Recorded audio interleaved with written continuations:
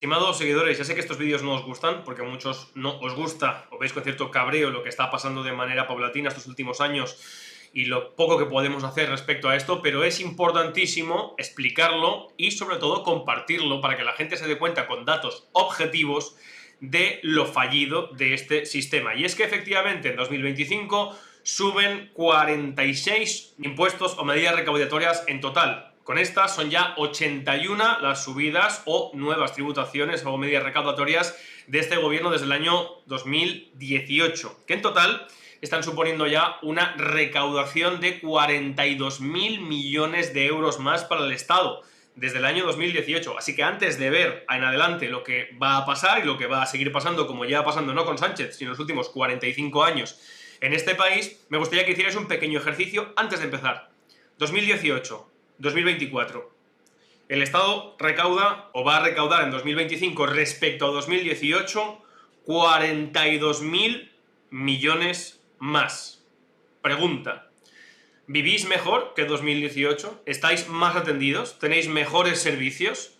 ¿Sentís que esa mayor y más notable recaudación, que supone que España es el tercer país de Europa con mayor aumento de la presión fiscal por detrás de Eslovaquia exclusivamente, y Chipre, os hacen vivir mejor o mejor atendidos o con mayor estado de bienestar, como hablan, o con mejores servicios públicos?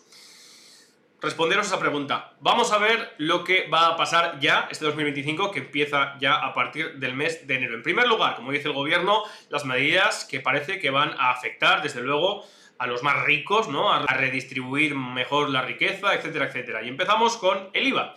El IVA de los alimentos básicos. Desde luego, Amancio Ortega y Florentino Pérez, los ricos de este país, tienen que estar preocupadísimos porque les suban el pan, los huevos o la leche. Bueno, fuera ironías, efectivamente, pues estas medidas recaudatorias a los que más lesionan, evidentemente, es a los que menos tienen y necesitan para subsistir de estos productos básicos. El IVA en estos alimentos básicos era del 0%, ¿vale? Absolutamente nada. En octubre ya tuvimos el 2% y ahora en enero pasa ya al 4% todos los alimentos básicos: leche, huevos, pan, harinas, etcétera, etcétera. También sube el IVA de los aceites y aceites de semillas, que pasan del 7,5 al 10%. El aceite cada vez, el IVA más caro, pues todavía lo va a estar más porque el Estado va a aumentar el porcentaje que quiere recaudar sobre él.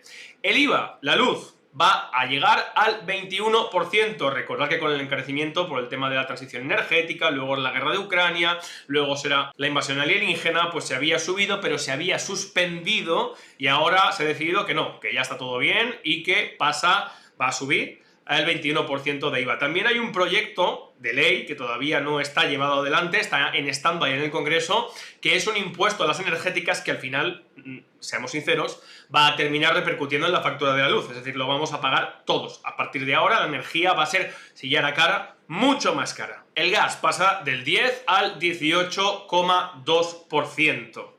La tasa municipal de recogida de basuras, que hasta ahora el ciudadano pagaba con un 40%, bueno, pues se aumenta un 150% por hogar y van a tener que pagar de 160 a 200 euros al año. Es aquel que tiene un pequeño sueldo, el que tiene un pequeño salario de 12.000 euros, el que realmente le hacen un gran roto tener que pagar 200 euros anuales o 160 para reciclaje y recogida de basuras, cuando sabemos también que en España no se recicla ni el 80% de lo que nos obligan a separar, a poner en contenedores diferentes, y encima ahora se supone justifica este sablazo a cada hogar. Otra cosa básica, el uso del vehículo, hidrocarburos, y en este caso directamente el diésel. Durante años se nos ha vendido, de hecho las personas menos pudientes en este país compraban un vehículo diésel porque de media era más barato llenar el depósito. Pues eso se acabó, se equipara a la gasolina por impuestos de 9,3 céntimos por litro, base 11,3 céntimos con IVA. Esta medida afectará a casi 15 millones de españoles que tienen un vehículo diésel,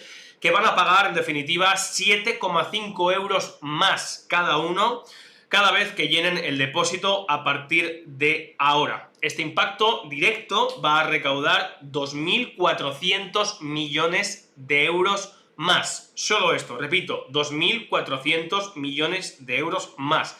Recordad que el Estado se gasta por mantener la red de carreteras del Estado, es decir, que nos dicen que hay que pagar impuestos para mantener las carreteras y tal, pues son 1.300, entre 1.300 y 1.400 millones. Habría ya solamente con este pequeño aumento, sin contar todo lo que pagamos de impuestos, que es más de la mitad de lo que pagamos por litro de cualquier hidrocarburo, pues solamente con esta subida ya habría para pagar el mantenimiento de carreteras del Estado durante todo un año. ¿Dónde va el resto? Buena pregunta. Los peajes aumentan un 2%, también los que gusta vapear. Se va a pagar a partir de abril exactamente igual que la cajetilla de cigarrillos, que es un 50% de impuestos, o sea que va a ver bastante incrementado el precio. También los alquileres de temporada o de corta duración, aquellos que necesitáis por trabajo, desplazamientos, alquilar algo de manera temporal, os va a subir también el IVA. Y ahora viene uno de mis favoritos, pagar por trabajar va a ser más caro y paulatinamente más, ya lo sabéis, cada año van a subir las cuotas de autónomos a partir de 1.500, 1.700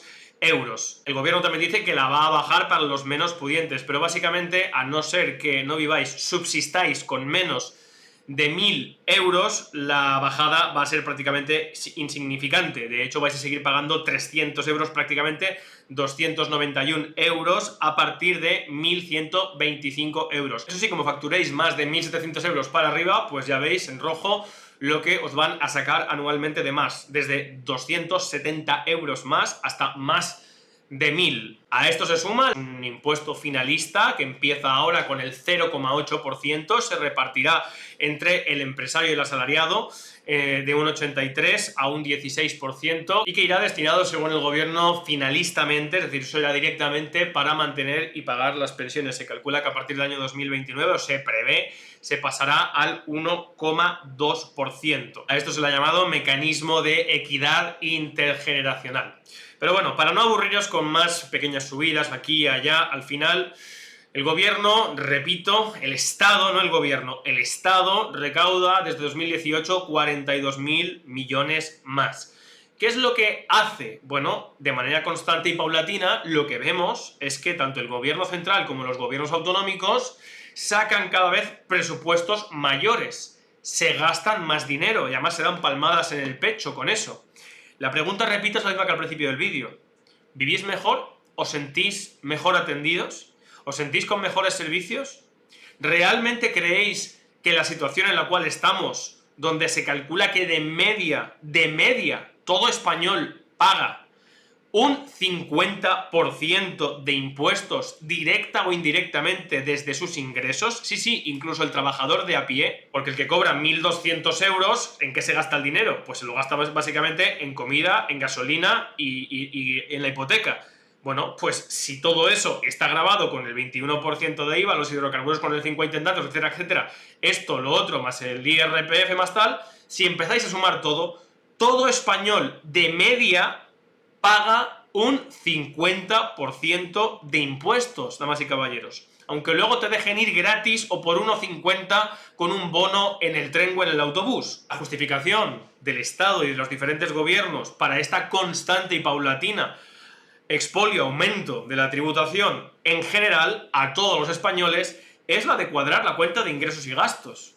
Porque saben ustedes que hasta ahora, en las últimas décadas, hemos estado viviendo de prestado. Y la Unión Europea está harta de problemas de inflación, que ponen de manera crítica su situación de estabilidad a largo plazo, y entonces quiere que se vaya reduciendo ese chorreo de deuda que se ha abierto una barra libre, han ido tirando como si fuera confeti, y ha provocado graves y estructurales problemas económicos en toda la Unión Europea, particularmente los que para que nuestros políticos tuvieran acceso fácil y rápido a este dinero, tuvimos que desmantelar, destruir nuestra industria y nuestro sector primario, y lo seguimos haciendo. La pregunta es muy sencilla, damas y caballeros.